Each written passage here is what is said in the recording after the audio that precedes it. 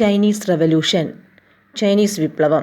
വിദേശ ആധിപത്യത്തിനും രാജവാഴ്ചയ്ക്കും എതിരായ വിപ്ലവങ്ങൾക്ക് 20-ാം നൂറ്റാണ്ടിൽ ചൈന സാക്ഷ്യം വഹിച്ചു.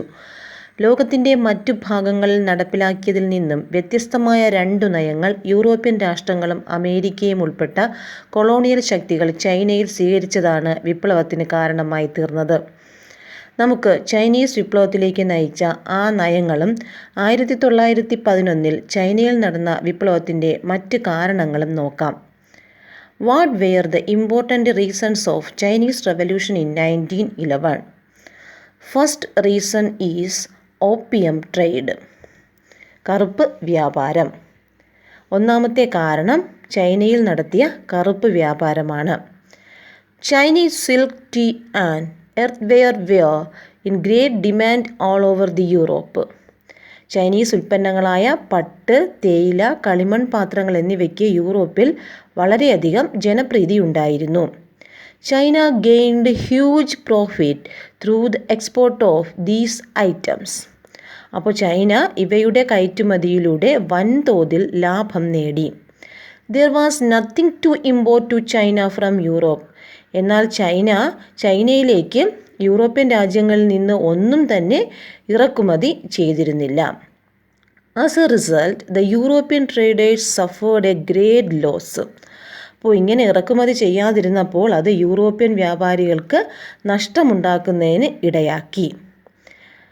As a remedy for this loss, the British traders imported opium, an intoxicant, to China. അപ്പോൾ ഈ നഷ്ടം പരിഹരിക്കുന്നതിനായി ഇംഗ്ലീഷ് വ്യാപാരികൾ ചൈനയിലേക്ക് ലഹരി പദാർത്ഥമായ കറുപ്പ് ഇറക്കുമതി ചെയ്തു. This affected the Chinese trade and its consumption made the Chinese people mentally imbalanced. അപ്പോൾ കറുപ്പിൻ്റെ ഇറക്കുമതി അല്ലെങ്കിൽ കറുപ്പിൻ്റെ ഇറക്കുമതിയും ഉപയോഗവും ചൈനയുടെയും വ്യാപാരത്തെയും അതിൻ്റെ ഉപയോഗം ചൈനീസ് ജനതയുടെ മാനസിക നിലയെയും പ്രതികൂലമായി ബാധിച്ചു. It resulted in economic and mental subjugation of the Chinese. ഇതോടെ സാമ്പത്തികമായും മാനസികമായും ചൈനക്കാർ അടിമത്തത്തിലായി. The second reason is open door policy, തുറന്ന വാതിൽ നയം. By the end of the 19th century, several European countries acquired trade privileges in China. America could not acquire the privilege as it was not concerned about China at that time. അപ്പോൾ എന്താണ് തുറന്ന വാതിൽ നയത്തിലേക്ക് നയിച്ച സാഹചര്യമെന്ന് നോക്കാം. 19-ാം നൂറ്റാണ്ടിൻ്റെ അവസാനമാകുമ്പോൾ നിരവധി European രാജ്യങ്ങൾ ചൈനയിൽ വ്യാപാരാനുകൂല്യങ്ങൾ കരസ്ഥമാക്കി. എന്നാൽ ഈ സമയത്ത് ചൈനയിൽ ശ്രദ്ധിക്കാൻ കഴിയാതിരുന്ന അമേരിക്കയ്ക്ക് ഈ ആനുകൂല്യങ്ങൾ ലഭിച്ചില്ല. To acquire the privilege, John Hay, the then State Secretary of the USA, proclaimed the open door policy. തുടർന്ന് അമേരിക്കൻ സ്റ്റേറ്റ് സെക്രട്ടറി ജോൺ ഹേ പ്രഖ്യാപിച്ച നയമാണ് തുറന്ന വാതിൽ നയം. As per this policy, America argued for equal rights and opportunities for all countries in Chinese market. China was divided into different regions to be controlled by various countries.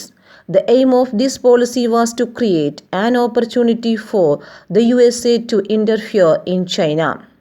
അപ്പോൾ എന്താണ് തുറന്ന വാതിൽ നയം എന്ന് നോക്കാം. ഈ നയമനുസരിച്ച് ചൈനയുടെ കമ്പോളങ്ങളിൽ എല്ലാ രാജ്യങ്ങൾക്കും തുല്യ അവകാശവും അവസരവുമുണ്ടെന്ന് അമേരിക്ക വാദിച്ചു. ചൈന വിവിധ രാജ്യങ്ങളുടെ സ്വാധീന മേഖലകളായി വിഭജിക്കപ്പെട്ടു. അമേരിക്കയ്ക്ക് ചൈനയിൽ ഇടപെടാൻ അവസരമൊരുക്കുക എന്നതായിരുന്നു ഈ നയത്തിൻ്റെ പ്രധാനപ്പെട്ട ലക്ഷ്യം. Third reason is foreign policy of Manchu dynasty. മൂന്നാമത്തെ കാരണം എന്ന് പറയുന്നത് ചൈന ഭരിച്ചിരുന്ന മഞ്ചു രാജവംശത്തിൻ്റെ വിദേശ നയങ്ങളായിരുന്നു. The Manchu dynasty in China forward the foreign interference and domination. China ഭരിച്ചിരുന്ന മഞ്ചു രാജവംശം വിദേശ ഇടപെടലിനും ആധിപത്യത്തിനും അനുകൂലമായ നിലപാടാണ് സ്വീകരിച്ചത്. ഇത് ചൈനയിൽ ഒരു വിപ്ലവമുണ്ടാകുന്നതിന് കാരണമായി തീർന്നു. Fourth reason is boxer rebellion. നാലാമത്തെ കാരണം എന്ന് പറയുന്നത് എന്തായിരുന്നു? ബോക്സർ റിബല്യൻ, ബോക്സർ കലാപം ആയിരുന്നു. എന്താണ് ബോക്സർ കലാപം എന്ന് നോക്കാം. Some secret organization in China revolted against the foreign policies of Manchu dynasty in 1900. The emblem of these organizations was the boxer's fist. So this is known as the Boxer Rebellion. അപ്പോൾ എന്താണ് boxer കലാപം എന്ന് നോക്കാം.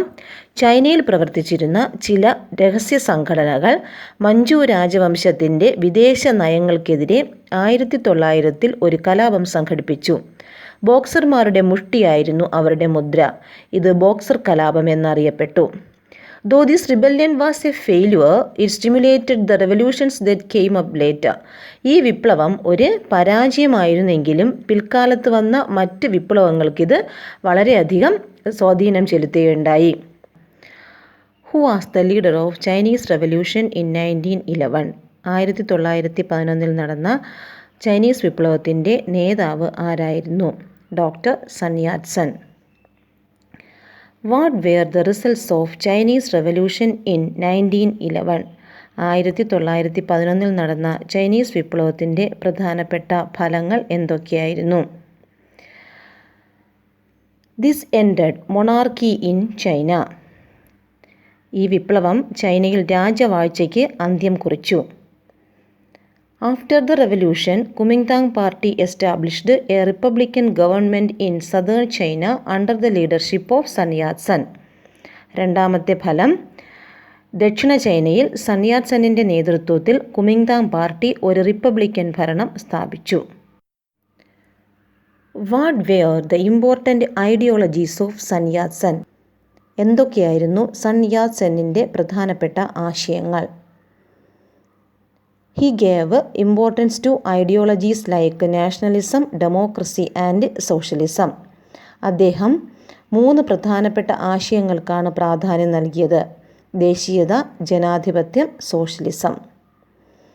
Nationalism, to expel the Manchu dynasty and the imperial powers.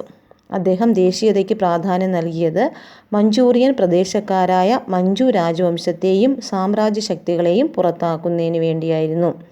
Second one is democracy, to establish democratic rule. ജനാധിപത്യത്തിന് പ്രാധാന്യം നൽകിയത് ചൈനയിൽ ജനാധിപത്യ ഭരണം സ്ഥാപിക്കുന്നതിന് വേണ്ടിയായിരുന്നു. Third one is socialism, to control capital and distribute land equality. മൂലധനത്തെ നിയന്ത്രിക്കുകയും ഭൂമി തുല്യമായി വിതരണം നടത്തുകയും ചെയ്യുക. ഈ 3 ആശയങ്ങളാണ് സൺ യാറ്റ് സെൻ ചൈനയിൽ പ്രാവർത്തികമാക്കിയത്. Chinese revolution of 1911 led to the liberation of China from foreign powers and monarchy. Examine the statement. വിദേശാധിപത്യത്തിൽ നിന്നും രാജവാഴ്ചയിൽ നിന്നും മോചനം നേടുന്നതിന് 1911 ചൈനീസ് വിപ്ലവത്തിന് സാധിച്ചു. പ്രസ്താവന പരിശോധിക്കുക. This ended monarchy in China. Dr. Sun Yat-sen decided to nullify the unjust treaties signed with the foreign countries and wanted to maintain equality with the western countries. ഇപ്പോൾ sun Yat Sen ചെയ്തത് എന്താണെന്ന് നോക്കാം. പടിഞ്ഞാറൻ രാഷ്ട്രങ്ങളുമായി സമത്വം വേണമെന്നാവശ്യപ്പെട്ട സൺ യാറ്റ് സെൻ ചൈനയുമായി വിദേശികൾ ഒപ്പിട്ട അന്യായമായ ഉടമ്പടികൾ റദ്ദാക്കാൻ തീരുമാനിച്ചു. The Kuomintang Republic adopted measures for the progress of agriculture and industry. കൃഷിയുടെയും വ്യവസായത്തിൻ്റെയും പുരോഗതിക്ക് ആവശ്യമായ നടപടികൾ കുമിങ്താങ് റിപ്പബ്ലിക് സ്വീകരിച്ചു. ഇനി നമ്മൾ ചർച്ച ചെയ്യാൻ പോകുന്നത് ചൈന ഒരു റിപ്പബ്ലിക്കായി തീരാൻ കാരണമായി തീർന്ന പ്രധാനപ്പെട്ട സംഭവത്തെക്കുറിച്ചാണ്. അതായത് long march. Prepare a note on the role played by Mao Zedong to make China a people's republic or explain the long march. Mao Zedong rose to the leadership of the Communist Party. In 1934, under the leadership of Mao Zedong, a journey started from Jiangxi in South China. The adventurous trip ended at Yan'an in northwestern China. ചൈനയിൽ communist പാർട്ടിയുടെ നേതാവായി Mao Zedong ഉയർന്നു വന്നു. 1934 കമ്മ്യൂണിസ്റ്റുകൾ മാവോയുടെ നേതൃത്വത്തിൽ തെക്കൻ ചൈനയിലെ കിയാങ്സിയിൽ നിന്ന് ഒരു യാത്ര ആരംഭിച്ചു. Throughout the journey, they seized out agricultural land and villages from lords and distributed them among the farmers. യാത്രയിലുടനീളം ധാരാളം കൃഷിഭൂമിയും അനേകം ഗ്രാമങ്ങളും പ്രഭുക്കന്മാരിൽ നിന്ന് പിടിച്ചെടുത്ത് കർഷകർക്ക് നൽകി. The journey covered around 12,000 kilometers, so it is known as the Long March. ഈ യാത്ര ഏകദേശം 12,000 കിലോമീറ്റർ സഞ്ചരിക്കുകയുണ്ടായി. ഏകദേശം 12,000 കിലോമീറ്റർ സഞ്ചരിച്ച ഈ യാത്ര ലോങ് മാർച്ച് എന്ന പേരിൽ അറിയപ്പെട്ടു. Chiang കൈഷക് had to seek political asylum in Taiwan when the Red Army of Mao Zedong captured the center of Kuomintang rule. China became the People's Republic of China on 1st October 1949 under the leadership of Mao Zedong. Mao സേതുങ്ങിൻ്റെ നേതൃത്വത്തിലുള്ള ചുവപ്പു സേന Kuomintang ഭരണത്തിൻ്റെ കേന്ദ്രം കൈക്കലാക്കിയതിനെ തുടർന്ന് Chiang കൈഷക് തായ്വാനിൽ രാഷ്ട്രീയ അഭയം തേടി. 1949 ഒക്ടോബർ 1 ചൈന മാവോ സേതുങ്ങിൻ്റെ നേതൃത്വത്തിൽ ജനകീയ ചൈന റിപ്പബ്ലിക്കായി മാറി. സ്വാതന്ത്ര്യം നിഷേധിക്കപ്പെട്ട ജനത ലോകത്തിൻ്റെ വിവിധ ഭാഗങ്ങളിൽ നടത്തിയ വിപ്ലവങ്ങളെക്കുറിച്ചാണ് നമ്മൾ ഈ അധ്യായത്തിൽ ചർച്ച ചെയ്തത്. ഇവ മുന്നോട്ട് വെച്ച ആശയങ്ങൾ ആധുനിക ലോക ചരിത്രത്തെ രൂപപ്പെടുത്തുന്നതിൽ നിർണായക പങ്കുവഹിച്ചു.